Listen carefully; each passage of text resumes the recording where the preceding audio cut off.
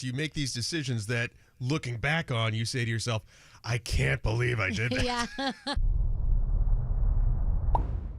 I was reading somewhere the other day. I know Gandhi read this story too about how we are not officially adults, in mind anyway, until we're 32 years old. Yes. Really?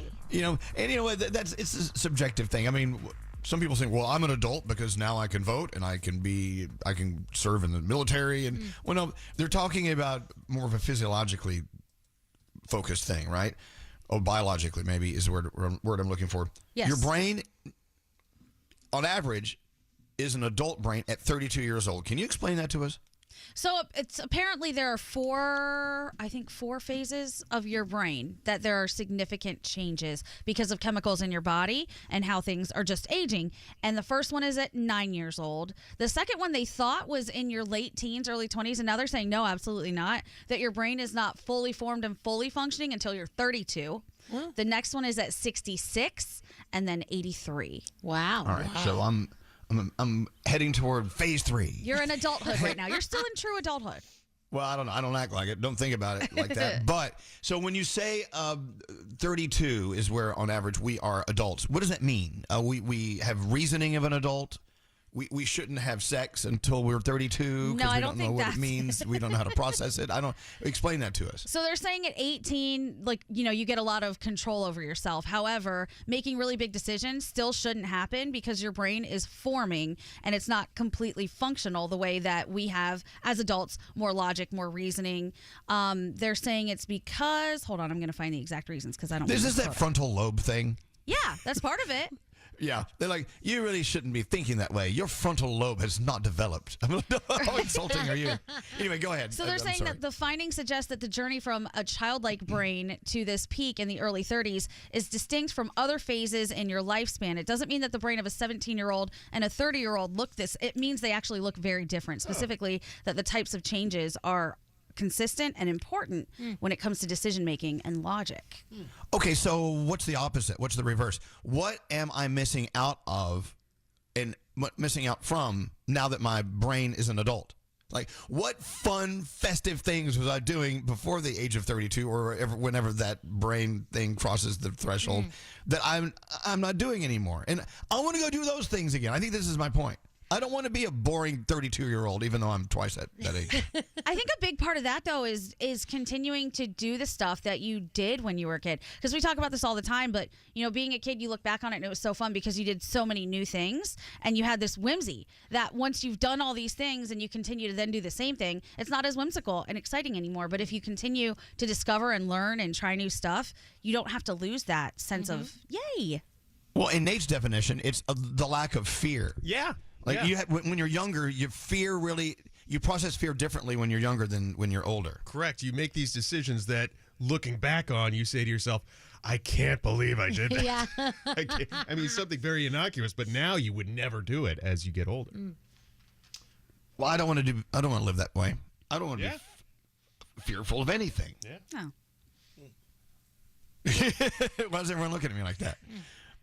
I think some fear is healthy. A little bit of fear is healthy, yeah.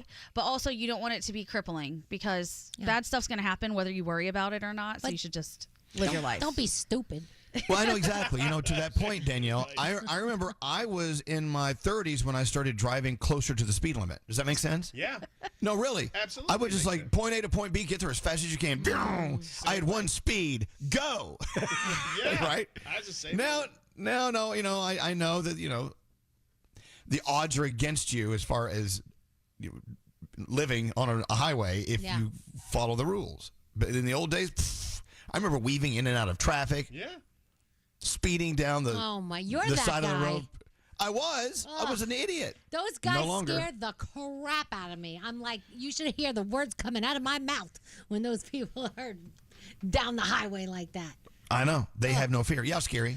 I feel like they should have locked up my bank account until my early 30s because I was a lot more reckless with my money back then. And I used to make stupid decisions, one after the next. And I'm like, man, if my frontal lobe was fully developed, maybe I wouldn't have spent all that money. And I would have had a lot more now. Damn it. But you have to learn. You've got to learn at some point, too. That's all part of it. I got burned. I love how you're blaming your frontal lobe on Whatever that is. Is it Damn, you actually start palming your forehead. Damn you, frontal lobe. Yeah. Is that where it is up there? Yeah. Where's my frontal We know lobe? how In the much you front. make. We know you're fine. No, I'm just saying I would have made better decisions. Nate has such interesting philosophy on all of this. Go ahead, Daddy Nate. So when you're younger, you want to live life to the fullest when you're younger. Now you just want to live, right? You want to survive. Now you want to just so you're not gonna. I kind of got it when you were weaving in and out of traffic. You were like, man, I'm gonna do everything. I'm gonna live life to the fullest. Now you're just going to the speed limit. You're like, okay, I hope nobody else makes a bad decision here and weaves in my lane. Oh my God. How do I be careful? That's thinking smart in a way. I don't think that Yes. means you're boring. Like this text here, it says, this is why at 18 you get mad when I move out of the house, and at 32 you're like, oh, I should have stayed at home. Exactly. I wish I would have lived at home. I should have saved my money. But the good My news mom- is, everybody Yeah. thinks that people are over the hill at whatever age. That's probably far younger than when people are actually over the hill. Yeah. And they're saying that between 32 and 66, you are at peak brain performance. You're learning faster when you're younger, but you're actually able to implement it and live your life better when you are more stable, organized, moving, and constantly not learning new things, but being able to use the stuff you have learned. I tell you now, as you listen to this 61-year-old guy talking to you, that's me, and you're maybe in your 20s, 30s, or 40s, you need to be paying attention to your health now. Yes. Oh, Don't yeah. wait. Like, and I say this all the time. My mom and dad, when they retired, they were in their 70s. They just kind of shriveled up and didn't do anything, and it's because of the decisions they made earlier. And that's why you need to really, truly pay attention to that. Because as I'm getting older, when I go to stand up and walk down a hallway, so sometimes I go to and fro, and I'm like, oh my God, I'm walking like an old man. Well, because I'm older, the thing is, then I tighten my core and I walk straight. I'm good, Yeah. But you got to work out. You got to watch what you eat. You slow down the craziness. You got to stop smoking cigarettes. You got to stop doing drugs as much. You got to. As much. As much. Vaping. So many people I see vape. Yeah, I'm vaping's telling you, all terrible. that stuff, you're like, well, I'm young, I can do it now. Well, you can do it now, and your body recovers now. I get that, but you're also putting into place these stepping stones that could take you down the wrong path when you're older, and it's irreversible. I don't know, just take care of yourself, That was a big theme in The Substance. Your younger self really does a lot to your older self that you're probably not thinking about when you're young and just having fun. That's true. It's true. And I know I'm paying the price for some decisions I've made in the past, so that's okay, but it's never too late to try to pick it up. Stephanie on line 19 has an observation sparked by this conversation. Go ahead, Stephanie. What's going on in Philly? Hey, good morning, guys. Thanks for listening to I us. just wanted to say, yeah, thank you guys. You guys are the absolute best. But I just wanted to say that I feel like as I get older, I'm pushing 40 now, and I feel like probably since this age range, I mean, Gandhi says 32, and I guess I'm not really paying attention to how long it's been, but I would say it's been about that long. I'm 37 now. That I just really don't care what people think anymore. And I'm a teacher, and I see it all day, every day. We're trying to get other people's impressions and other people to like us, and so on and so forth. And I feel like when I hit my 30s, all of a sudden I'm like, well, you know what? I don't care. I don't give an F what anyone thinks. I love that. I like for you. that. Yeah, good. You know what? I think, speaking on behalf of most of us in this room, we are doing our best to prescribe to that theory and to that logic. It's hard sometimes, especially when we receive so much input from so many different places because of what we do. The thick skin, the skin is getting thicker, and I definitely don't give an F as much as I did a year ago, and definitely as much as I did 10 years ago. Yeah. The power of the word no. Elvis.